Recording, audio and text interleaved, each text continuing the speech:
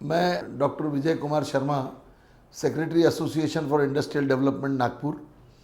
हम लोग हर साल for the economic development and industrial development of Vidarbha advantage Vidarbha organise करते हैं और उसमें हमको महाराष्ट्र गवर्नमेंट का बहुत सपोर्ट भी मिलता है और एक बहुत बड़ा इवेंट बन चुका है जहां इन्वेस्टमेंट हमारे पास डायरेक्ट अप्रोच करने लगे हैं फॉर द विदर्भ रीजन। आज जो है महाराष्ट्र गवर्नमेंट का बजट था जो कि मुख्यमंत्री देवेंद्र जी ने स्वयं उसको विधानसभा के पटल पर रखा। इंडस्ट्रियल ग्रोथ और इकोनॉमिक ग्रोथ जो एमएसएमई के थ्रू होता है वो किसी और प्लेटफॉर्म के थ्रू पॉसिबल नहीं है।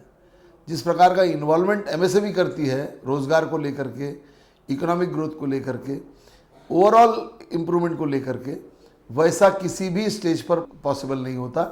और इसका विशेष ध्यान जो है आदरणीय देवेंद्र जी ने रखा है।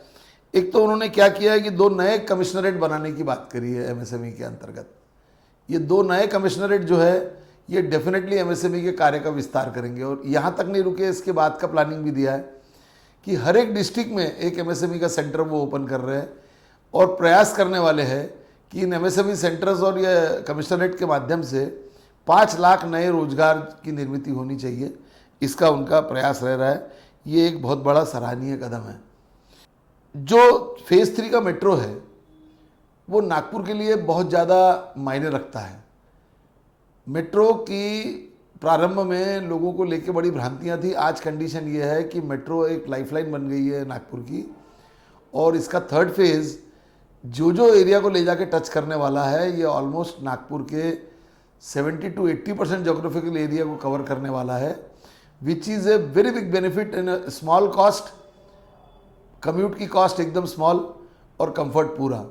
इसका स्टूडेंट्स को यानी यहाँ तक कि जो मोलकर्णी है, घर में काम करने वाली बाई है, उनके ट्रैवल के लिए भी ये बहुत सुविधा का विषय हो गया।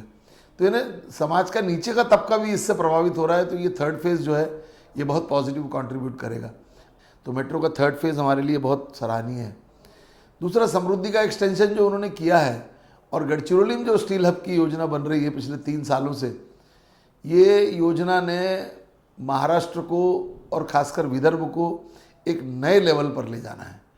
ऐसा कहते हैं कि हमारे यहाँ जो स्टील का आयरन ओर का क्वालिटी है which is the best in the world. इतना अच्छा आयरन ओर क्वालिटी कहीं पर नहीं है और जो अवेलेबिलिटी है वो इतने लॉन्ग टर्म की अवेलेबिलिटी है। ऑलरेडी इन्वेस्टमेंट पोर इन हो गया है। हमारे यहाँ सज्जन जिंदल जी JSW वाले आए थे, उन्होंने काम स्टार्ट कर दिया है।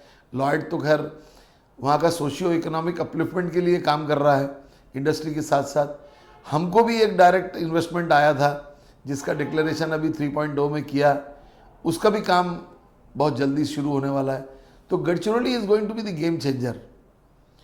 दूसरा, जो ये विमानतल का जो काम तेज़ी से आ रहा है और अंतर्राष्ट्रीय विमानतल की जो बात चल रही है, डोमेस्टिक तो फ्लाइट्स ऑलरेडी न्यू बॉम्बे में स्टार्ट हो गई है, ये नया जो विमानतल वहाँ आ रहा है ये भी विदर्भ की इकोनॉमिक ग्रोथ के लिए बहुत अच्छा होगा। नागपुर का एयरपोर्ट जितनी जल्दी इंटरनेशनल होता है, जितनी जल्दी नया एयरपोर्ट बन के तैयार होता है और साउथ ईस्ट एशिया से कुछ फ़्लाइट शुरू होती है तो नागपुर के आईटी इंडस्ट्री को भी बहुत बड़ा बूस्ट मिलेगा।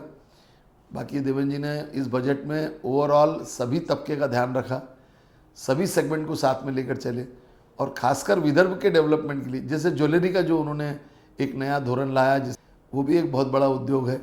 मुझे लगता है कि देवेंद्र जी बधाई के पात्र है और ये बहुत अच्छा बजट महाराष्ट्र के लिए है।